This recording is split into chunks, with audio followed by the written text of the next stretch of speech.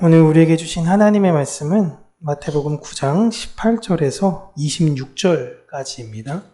마태복음 9장 18절에서 26절까지 우리 함께 읽도록 하겠습니다.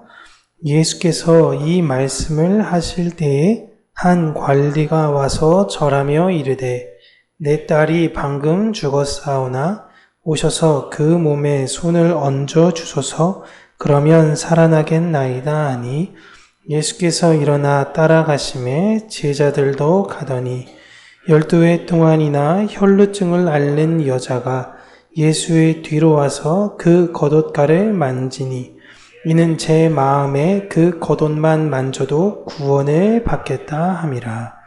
예수께서 돌이켜 그를 보시며 이르시되 딸아 안심하라 내 믿음이 너를 구원하였다 하시니 여자가 그 즉시 구원을 받으니라. 예수께서 그 관리의 집에 가사 자들과 떠드는 무리를 보시고 이르시되 물러가라 이 소녀가 죽은 것이 아니라 잔다 하시니 그들이 비웃더라. 무리를 내보낸 후에 예수께서 들어가사 소녀의 손을 잡으심에 일어나는지라. 그 소문이 그 온 땅에 퍼지니라. 아멘. 오늘은 부정한 사람들을 정하게 만드시는 예수 그리스도에 관련된 그 놀라운 이적과 기사에 관한 내용을 우리 사랑하는 성도님들과 함께 나누도록 하겠습니다.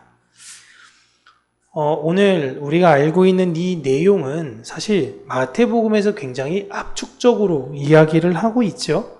다 알고 있는 야이로의 딸의 이야기와 12의 혈루증 앓는 여인에 관한 내용입니다. 오늘 일어난 이 사건의 이전의 내용들을 보시면 예수님께서는 율법에 관하여 바리새인들, 요한의 제자들에게 다시금 제대로 그 의미와 뜻에 대해서 알려주시죠.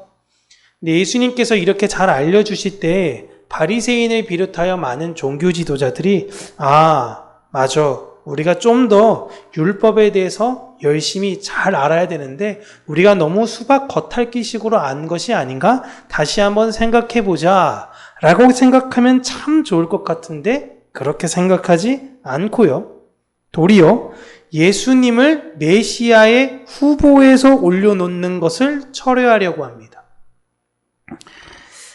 예수님의 말을 들어보니까 좀 다소 너무 급진적이라 라고 그들은 받아들였던 거예요. 예수님도 사실 좀 부드럽고 좀 이렇게 편안하게 이야기해 주시면 좋을 것 같은데 보면은 좀 너무 민망하게 만들고 성경을 모른다느니 이런 이야기를 듣게 되니까 평생 말씀 끼고 있었던 사람들이 그 자존심에 얼마나 많은 상처를 받겠어요.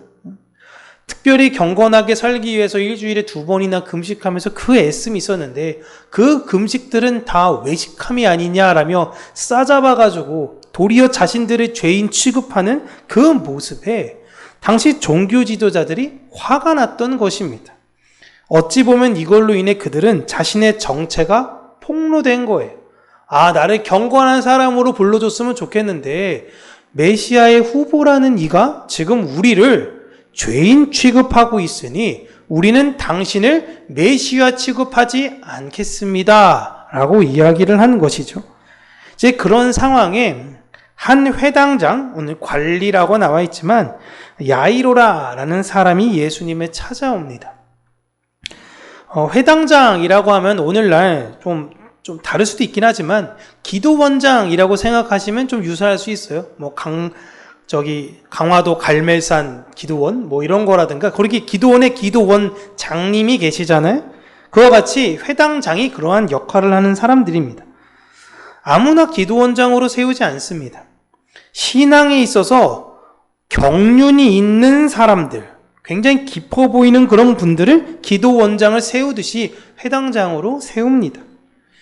그렇게 야이로는 당시 회당장의 신분으로서 종교 지도자들이 예수님에 대하여 어떠한 인식에 대해서 가지고 있는지는 아마 어느 정도 알고 있었을 것입니다.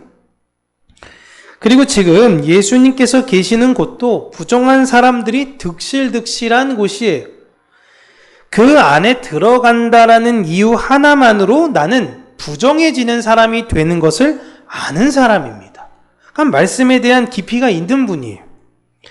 그럼에도 불구하고 그 안에 들어가서 부정할 수밖에 없지만 들어가기로 결정한 이유는 하나뿐인 딸의 치료를 예수님께 부탁하기 위해 들어간 것입니다. 오늘 본문에 보시면 지금 딸이 죽었다라고 이야기는 하고 있지만 실제 야이로의 딸은 지금 죽지 않고 거의 죽어가기 직전인 상황이었던 것이죠. 그만큼 다급하게 이 야이로는 예수님을 찾아온 것입니다. 그 의미가 이제 나오는 게 예수님을 보자마자 야이로는 예수님을 향해서 절을 하게 되죠. 18절에 나오죠. 절하며 이르되 라고 이야기하잖아요. 자신의 상황에 굉장히 절박함을 보여주는 것과 예수님이 어떠한 분이신지를 인정하는 태도입니다. 제가 다시 한번 말씀드리면 회당장은 기도원장 같은 분이라고 이야기했죠. 여러분, 기도원장 중에 제 나이대이신 기도원장님은 아마 전국에 거의 없으실 겁니다.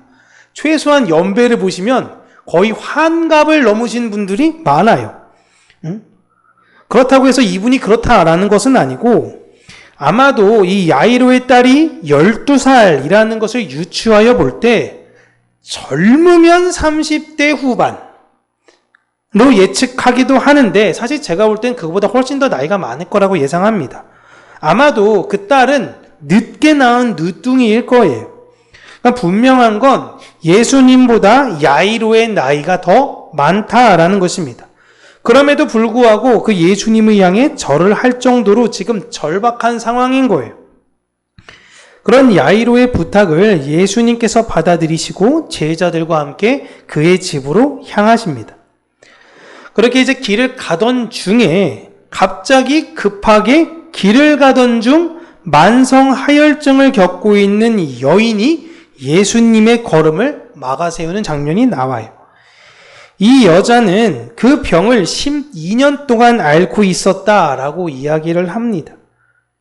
이 여인이 걸린, 우리 본문에서는 혈루증 여인 이렇게 자꾸 이야기하는데 현대의학 용어인 혈루병이 아닙니다. 이건 제가 마가복음에서도 설명을 드린 건데요. 혈루병이 무엇이냐면 상처가 이렇게 나면 그 피가 멎지 않는 병이에요. 제가 초등학교 때 제 친구 중에 한 명이 이런 친구가 있었거든요. 깜짝 놀랐어요. 조퇴하더라고요.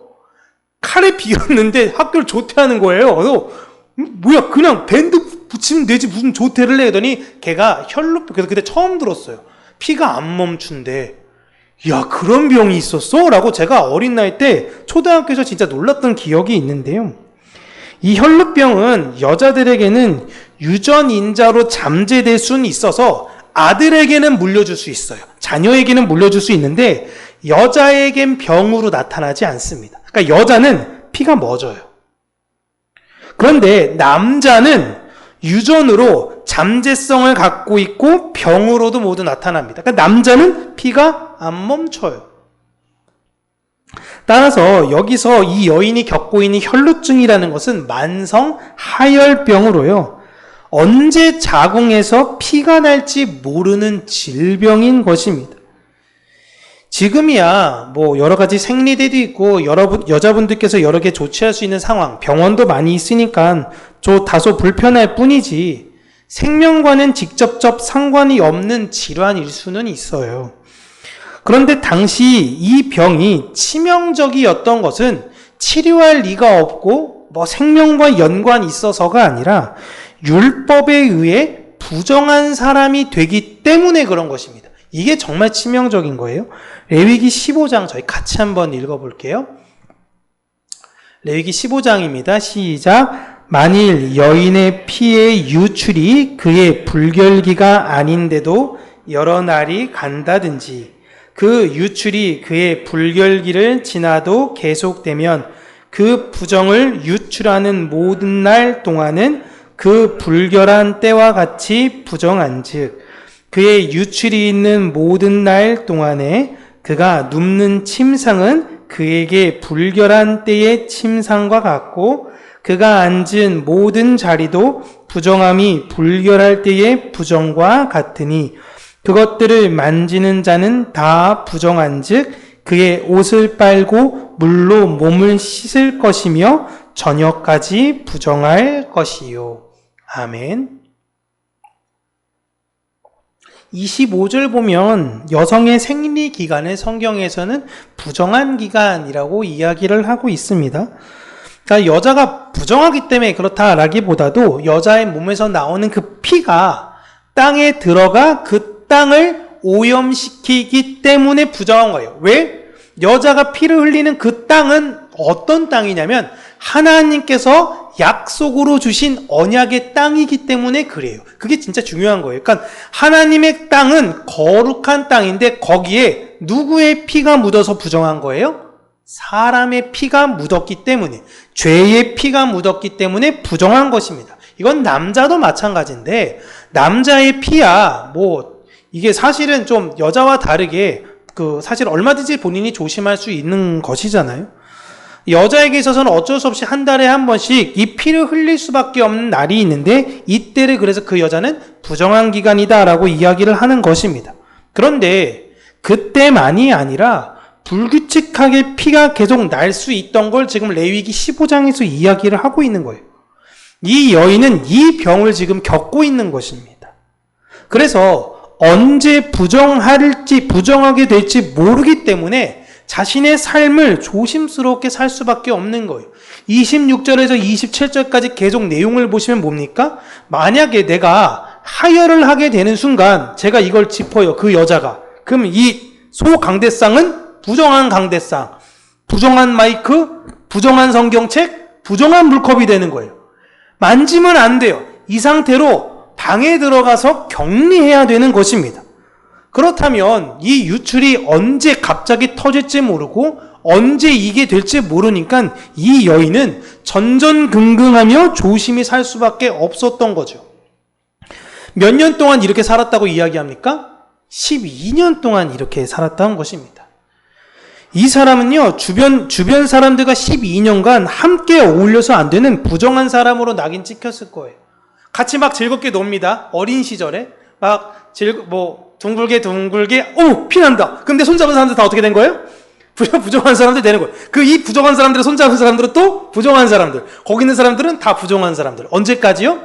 저녁 때까지 부정해서 입었던 옷 빨고 몸 씻고 그렇게 해야 되는 거예요. 그러니까 사람들이 그런 불편함이 자꾸 있다 보니까 이 여자랑 그냥 어울리지 않는 겁니다. 야, 쟤네 집 쟤랑 놀지 마. 안 돼. 너 만약에 걔 만지고 왔다가 부정하면 너 때문에 우리 집 다 부정하게 되니까 안 돼. 놀지 마. 가진 것이 아무리 많고요. 아무리 뿌리 깊은 가문이며 이 여자가 절세 미인이라고 하더라도요. 이 여자를 사람들이 떠올릴 때 가장 먼저 생각하는 건 부정한 사람이에요. 부정한 사람. 결혼하기 전에 이런 병을 만약에 이 여자가 겪고 있다라고 이야기하면요. 당시 여자로서는 정말 절망적인 상황입니다. 그 가족이 이 여자를 낳기 위해서 사방팔방 진짜 노력을 많이 했음에도 불구하고 안 됐어요. 그렇게 12년 동안의 여러 수고로 인해서 나아지지가 않으니까 이제 희망 자체가 다 사라지게 된 것입니다. 그런 상황에 이 여인은 예수님에 대한 소문을 듣게 되었고 마지막 최후의 희망과 같은 마음으로 예수님을 찾아가게 됩니다. 그런데 언제 하혈할지 몰라요. 나는 언제 부정한 사람이 될지 모르는 상황에서 다른 사람들 앞에 나서는 것은 정말 어려운 문제입니다. 그럼에도 불구하고 이 여자는 예수님을 그냥 야이로의 집에 딱 가는 걸 보낼 수가 없었던 거예요. 그렇게 그분의 겉옷을 만질 수만 있다면 자신의 부정은 나을 수 있다는 믿음으로 인파들을 뚫고 예수님께로 다가갑니다. 이 여인의 이런 행동은 여러분 용기가 아니라 사실상은 무모함이에요. 왜냐하면 율법에 명시된 질병으로 부정한 사람들의 특징은 그 병이 나을 수 없기 때문에 사회에서 격리하라고 했던 것입니다. 그러니까 율법에서 질병에 관한 부정함, 나병 환자, 대표적인 거죠. 이런 사람들은요, 그 병이 나을 수가 없기 때문에 공동체에서 격리시켜버리는 거예요. 나을 수가 없으니까. 이 여자도 사실상 마찬가지입니다. 가족은 그래도 오늘은 부정하지 않았네 라고 다행이겠지만 언제 내 딸이 부정하게 될 줄 모르는 상황인 거예요. 그러니까 그냥 집안에 계속 있는 게 그 집안과 그 공동체 모두가 그나마 편안하게 보낼 수 있었던 것이었습니다. 부정을 벗어날 수 있는 그 유일한 방법은 그 병이 낫는 것밖에 없는데 그건 기적이 아니면 안 됐던 거예요. 질병에 관한 부정은 오직 하나님만이 치유할 수 있는 것인데 지금 이 여인은 예수님을 하나님이 보내신 사람으로 굳건하게 생각하는 겁니다. 그래서 내가 그 사람을 만져도 그가 혹여 내가 지금 막 하여라여도 그를 만져도 그는 부정해지는 것이 아니라 그가 하나님의 사자인 그가 나를 도리어 정결케 할 수 있다라는 것을 믿은 것이죠. 구약시대의 선지자들이 이런 모습을 보이지 않았습니까? 엘리야, 엘리사 이런 사람들이 이런 모습들을 보였어요. 자신에게도 그런 기적과 같은 일들이 일어나기를 소망했던 것입니다. 지금 이 여인의 행동을 가리켜 어떤 분들은 미신이다. 이 여자 너무 미신에 심취한 거 아니냐라고 이야기하는데 그거랑은 다릅니다. 뭐 요즘은 그런 경우도 많이 없는데 제가 어렸을 때도 TV를 보면 그 아줌마라고 이야기해야 되나요? 아직 결혼하신 분들이 아들 낳고 싶다고 해가지고 저기 어디 막 사찰 가셔가지고 거기 있는 부처님 발바닥 계속 만들어가지고 그 발바닥이 돌 색깔이 완전 하얗게 변하고 어떤 돌두꺼비 나오면 돌두꺼비 나왔대. 돌두꺼비를 만지면 아들 낳는다 그래서 그 돌두꺼비를 계속 만져가지고 돌두꺼비 색깔이 변할 정도로 만져대고. 이게 미신이잖아요. 예수님의 옷자랑이 어떤 능력이 있다라고 생각해야 미신인 거예요. 그런데 이 여인은요, 그 옷자락이 능력이 있다고 생각하는 것이 아닙니다. 그리고 이 여자는 언제 부정한 사람이 될지 모르는 상황이에요. 그래서 자신이 만약에 예수님을 만졌을 때 안 낫게 되면은 이걸 다 상황을 설명해야 되거든요. 사실 제가 이런 병이 있었는데 제가 만졌으니까 지금 예수님은 부정하신 분이 된 겁니다. 예수님 함께 있던 제자들 다 지금 예수님 만지면 부정하게 돼요. 막 이렇게 되는데 이 상황으로 가장 곤란하게 여길 사람이 누구예요? 야이로예요. 지금 딸 고치러 가야 되는데 부정하게 되면 아무것도 못해요. 그날 내 딸 지금 숨을 헐떡헐떡거리고 있는데 이게 무슨 민폐입니까? 네? 갑자기 나타나서 내일 하든가 왜 하필 오늘이야? 지금 이 여자 때문에 모든 게 다 망할 수 있어요. 그리고 만약 부정한 사람이 자신이 부정한 걸 알매도 불구하고 오히려 다른 이들을 부정하게 만들 경우에 예를 들어서 나 부정한 사람이에요. 나 알아요. 야 일부러 가가지고 막 온 동네 사람들 집 만지고 손 만지고 해가지고 다 부정하게 만들면요. 그 공동체에서 쫓겨납니다. 심한 경우에는요. 만질 수가 없으니까 어떻게 죽여요? 돌을 던져 죽이는 거예요.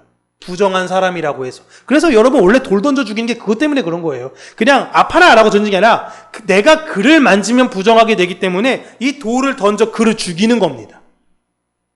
이 여자는 여러분 목숨을 건 상황이에요. 미신을 바라고 하는 게 아니라. 그런데 이 여인은 부정한 사람으로 내가 평생을 사는 것보다 죽을 각오로 예수님의 겉옷을 만진 것입니다.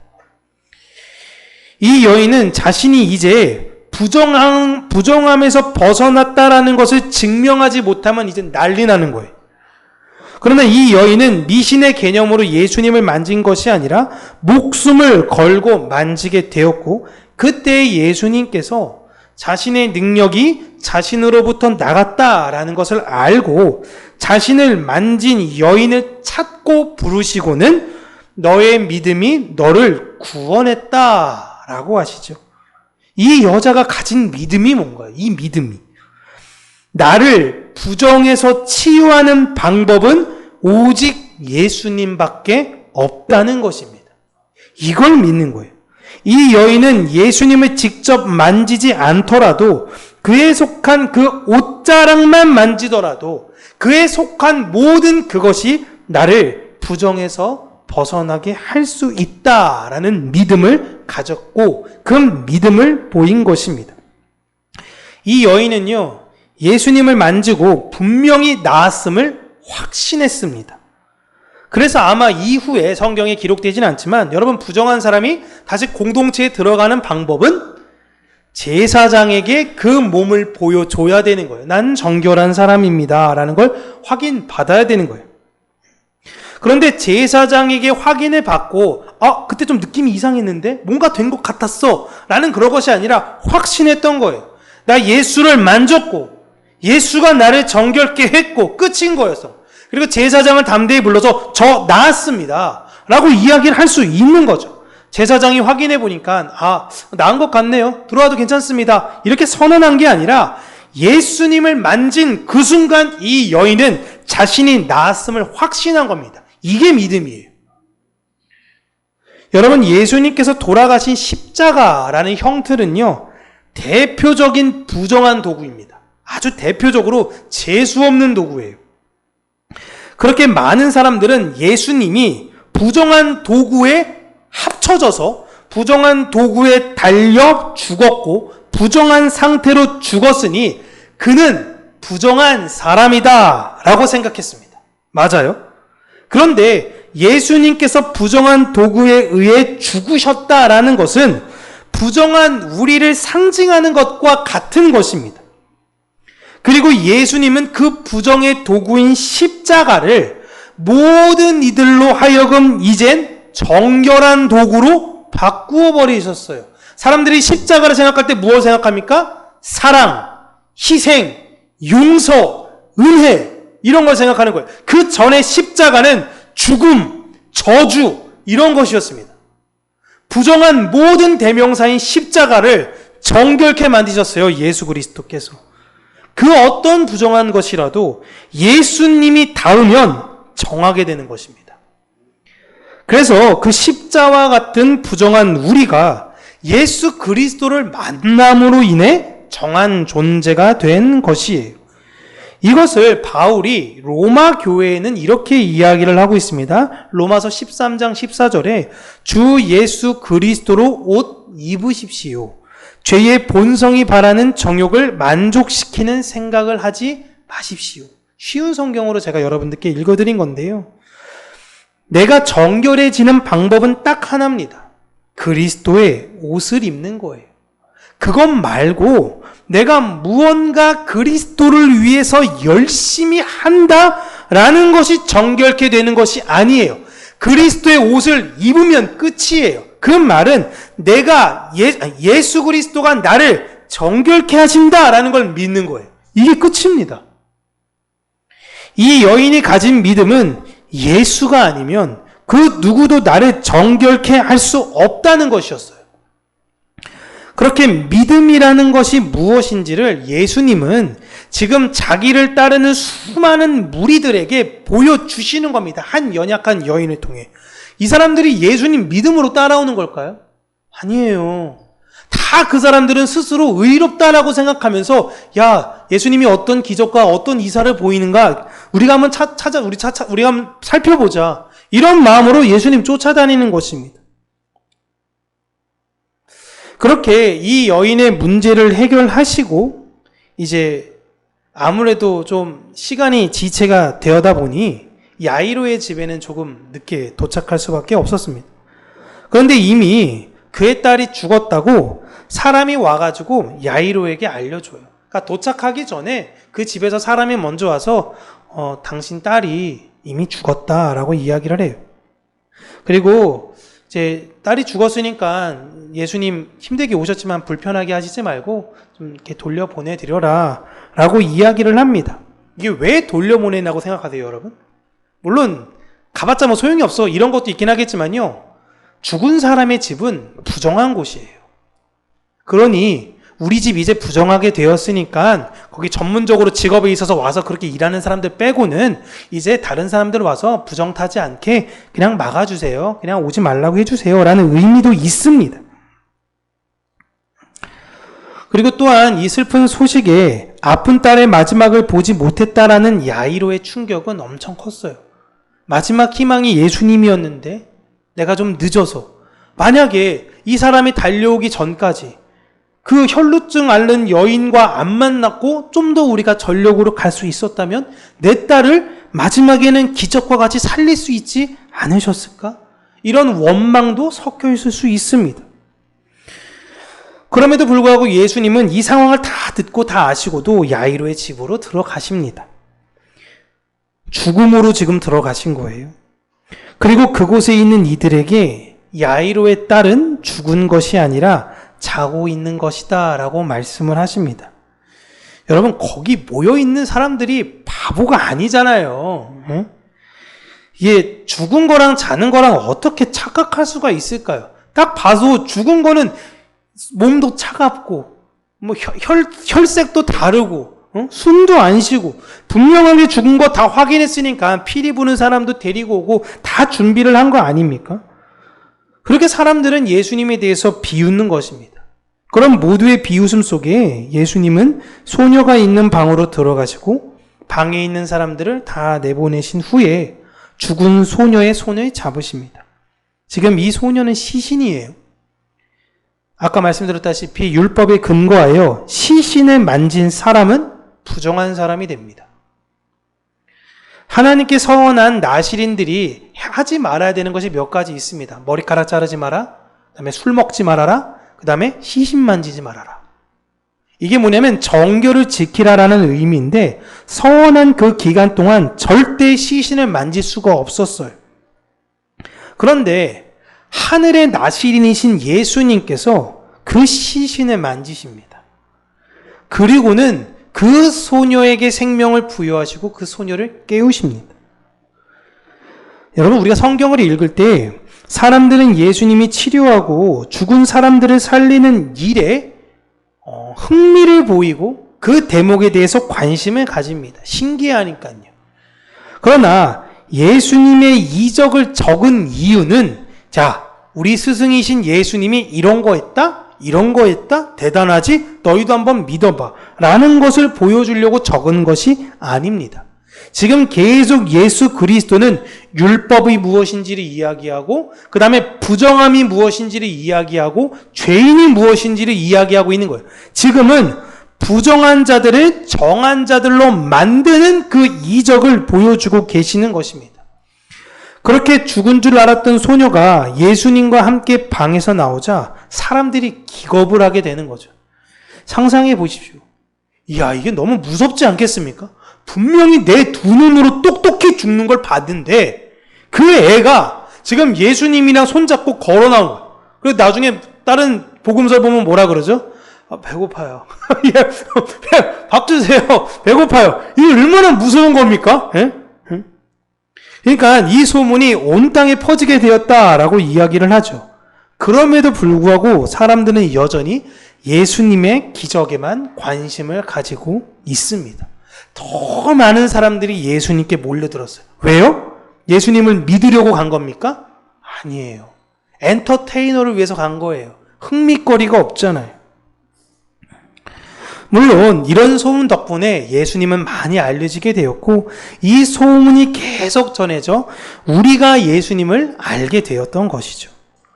그런데 우리가 말씀을 통해 예수님을 생각할 때 그분은 그냥 이적과 기사를 행하시는 분, 이걸로 끝나는 것이 아니라 부정한 나를 정결케 하러 오신 분임을 잊지 말고 생각해야 된다라는 것입니다. 우리는 예수 그리스도가 아니었으면요, 이 세상에서 혈루증 여인처럼 그냥 내 인생의 고민, 내 인생의 문제를 끝도 없이 찾아 헤맬 수밖에 없었던 사람들이에요. 어디에서 내 마음의 평안을 누려야 되는 것인가? 어디에서 내 안식을 누려야 되는 것인가? 이걸 괴로움으로 살아갈 수밖에 없었고요. 죽은 야이로의 딸과 같이 아무런 생명도 없이 이 세상의 죽은 자처럼 살아갈 수밖에 없는 존재였습니다. 예수님께서 이러한 고통과 고난 가운데 있는 우리를 부르셔서 하나님의 자녀 삼아 주신 것이고 우리를 부정이 아닌 정한 자로 이젠 죄가 아닌 의인으로 삼아 주신 것입니다. 그런데 그런 인생 여정 가운데 쭉 있을 때에 우리는 세상 살다 보면 야, 이런 고통과 이런 어려움, 이런 죽음과 같은 상황이 도대체 나에게 왜 일어나는 것인가? 하나님은 내 삶을 왜 고달프게 하신 것인가? 라는 반문을 할 때가 있습니다. 정확하게 성경은 이야기하고 있어요. 왜 그런 일을 겪게 하신 것이냐? 왜 내 딸의 죽음을 보게 하고, 왜 내가 12년 동안 낫지도 못할 그런 불치병 갖고 살아가게 했느냐? 다 예수 그리스도를 바라보게 하시고, 너를 그 어두운 데서 빛으로 불러내시려는 하나님의 뜻이기 때문이다 라는 것을 믿으라는 것입니다. 내 모든 상황은 오직 예수님만이 해결하실 수 있다는 믿음을 주기 위해서 하나님은 때론 가혹한 환경을 우리에게 허락하실 때가 있습니다. 그 상황은 나를 무너뜨리려는 것이 아니라 나를 예수 그리스도에게로 가게 하고 예수 그리스도를 만나게 하며 그 예수 그리스도를 만지게 하는 것입니다. 그로 인해 내가 이 세상을 살아가야 되는 믿음이 세상에 있는 것이 아니라 오직 예수 그리스도에게만 있음을 깨달아 알게 하기 위한 것. 또 그렇게 계속 우리를 성숙에 이르게 하기 위하여 나는 예수 그리스도를 믿음에도 불구하고 하나님께서 연단하는 과정을 반복적으로 주고 계신다라는 것을 잊지 마시기를 바랍니다. 괴로울 때 우리가 어떻게 해야 되냐고요? 주님의 얼굴을 보는 거예요. 이제 이 위에 우리가 또 찬양을 같이 하겠지만 괴로울 때 괴로워. 주님의 얼굴을 보는 건 알겠는데 괴로워. 이게 아니에요. 괴로울 땐 주님의 얼굴을 보는 거예요. 의지적으로 끊고 나아가시는 거예요. 그래, 주님밖에 없어. 이 상황에 있어서는 해결하실 수 있는 분은 주님밖에 없어. 이런 믿음의 간증들이 우리 삶에 계속 파편적으로 있어야 돼요. 그래야 다른 이들이 힘들고 어려워할 때 어떻게 합니까? 함께 기도하자. 내가 알아. 그분은 너를 치유하실 수 있어. 그분은 네 상황을 낫게 하실 수 있다라는 내가 믿을 수 있으니 그 사람에게 권유할 수 있는 거예요. 내가 못 믿겠는데 어떻게 권유해요? 그냥 머릿속에 있는 이야기만 하는 거죠. 기도하자. 잘 될 거야. 뭐 하나님께서 알아서 해주시겠지. 이것이 아니라 내 삶에서 우러나와 내 삶을 인도하신 하나님의 그 은혜와 사랑을 우리는 흘려주는 존재가 되어야 된다라는 것입니다. 괴로울 때, 힘들 때 가장 먼저 기억하세요. 그냥 너무 그 문제 가운데 침체되는 게 아니라 그냥 하나님을 바라봐야 되는 상황이구나. 내가 지금 하나님을 의지해야 되는 상황이구나. 라고 의도적으로 내 모든 것들을 끊고 하나님께 나아가 여러분도 놀라운 기적의 역사, 하나님의 간증이 되시는 이런 혈루증 여인과 같은 이런 야이로와 같은 이런 놀라운 기적이 여러분에게 우리 평강교회 안에 있기를 주님의 이름으로 축복합니다. 기도하겠습니다. 살아계신 하나님 아버지, 우리에게 그 믿음을 허락하셔서 우리가 하나님 아니면 안 된다. 예수 그리스도 아니면 안 된다. 성령님 우리를 도와주시옵소서 라는 그 간절한 믿음을 가지고 하나님께 나아가는 심령들이 되어지기를 간절히 간구하고 소원합니다. 세상을 살면 살수록 내 방법과 내 계획을 더 앞서갈 때가 많이 있는데 하나님 그럴 때일수록 우리가 어린 아이와 같이 하나님을 의지하며 신뢰하는 자가 되게 하여 주시고 우리의 인생에서 어려울 때 내 방법으로 헤쳐나갔다는 그런 노하우를 다른 사람들에게 알려주는 것이 아니라 우리 함께 기도하자. 우리 함께 하나님의 얼굴을 바라보자. 우리 하나님께 함께 나아가자 라며 믿음으로 권면하는 우리 평강교회 모든 성도님들이 될 수 있도록 은혜 허락하여 주시기를 간절히 원합니다. 우리 평강교회가 주님의 은혜와 사랑 안에 믿음의 교회가 되어지기를 원하고 하나님만을 온전히 바라보는 소망의 교회가 되어지기를 소원합니다. 살아계신 하나님 아버지, 우리 안에 있는 그 믿음을 다시금 세우시고 하나님을 향한 온전한 소망으로 다시금 일으켜 세워 주시옵소서. 예수님 이름으로 기도합니다. 아멘.